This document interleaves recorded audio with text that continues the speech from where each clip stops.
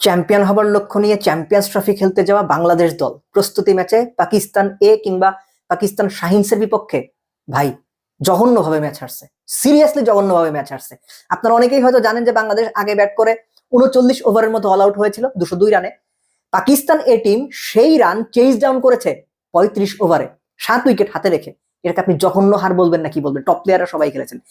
আমি ব্যাটিং এর দিকে পরে যাচ্ছি, বাংলাদেশের আগে বোলিং এর কথা বলি। বোলিংটা হয়তো অনেকে এখনো পর্যন্ত সেভাবে জানেন না। আমি আগে একটা ভিডিও করেছিলাম যে তাসকিন ছাড়া বাংলাদেশের বোলিং লাইন আপে যারা আছেন কাউকে আমার পুরো দস্তুর স্ট্রাইক বোলার বা উইকেট টেকার বোলার মনে হচ্ছে না। এই ম্যাচটা, প্রস্তুতি ম্যাচটা খুব বড় কোনো ঘটনা না, কিন্তু একেবারে হেলায় তুরিতে উড়িয়ে দেওয়ার মতো ঘটনা না। স্ট্রাইক বোলারদের অবস্থা দেখেন, একদম দেখে দেখে আমি বলছি, একদম মুখস্থের মতো।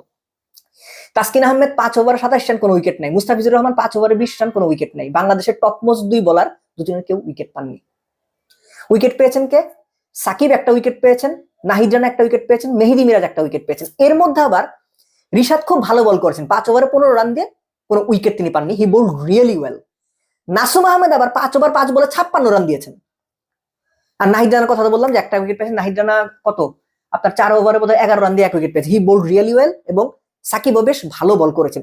অর্থাৎ বোলিং লাইন আপের যে অবস্থা, যেটা আমি আগে একটা ভিডিওতে বলেছিলাম যে বাংলাদেশ তো বলছে তারা চ্যাম্পিয়ন হওয়ার জন্য গিয়েছে, কিন্তু strike bowler, wicket taking bowler বাংলাদেশে প্লেয়ারদের বা বোলারদের মধ্যে এখন যে ফর্মের অবস্থা, সেই অনুযায়ী একটা ঘাটতি রয়ে গেছে ভাই, এটা মানাটা জরুরি।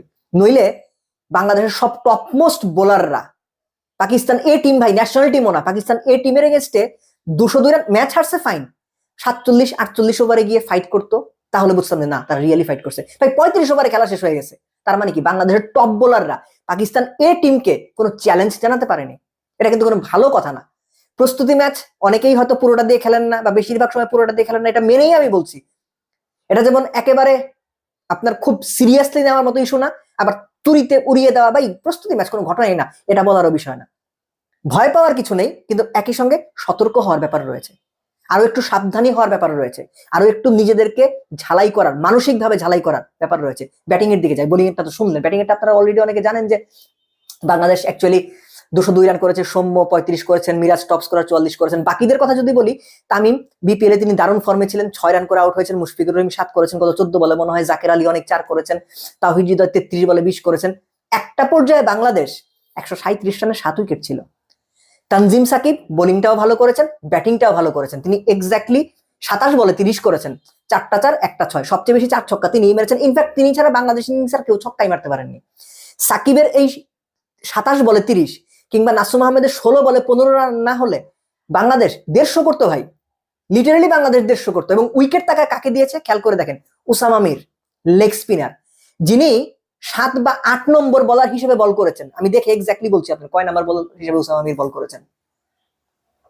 6 নাম্বার বলার হিসেবে বল করেছেন। 10 ওভারে 43 রান দিয়ে 4 উইকেট পেয়েছেন। Top most wicket taker leg spinner. বাংলাদেশের ব্যাটারদের দুর্বলতা কোথায় এটা কিন্তু আমরা জানি।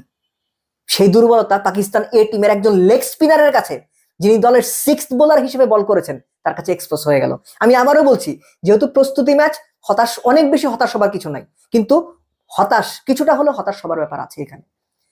বাংলাদেশ যদি এই ম্যাচটা লেটসে আগে ব্যাটিং করে 320-30 করলো, একজন 100 করলো, একজন 30 বলে 65 রান করলে রিটায়ার্ড উঠে গেল, আর ব্যাটিং করলো না। এই ব্যাপারগুলো যেমন হয়, 330 রান করার পর আপনার বোলাররা অপোনেন্টকে 215-20 রানে গুড়িয়ে দিয়ে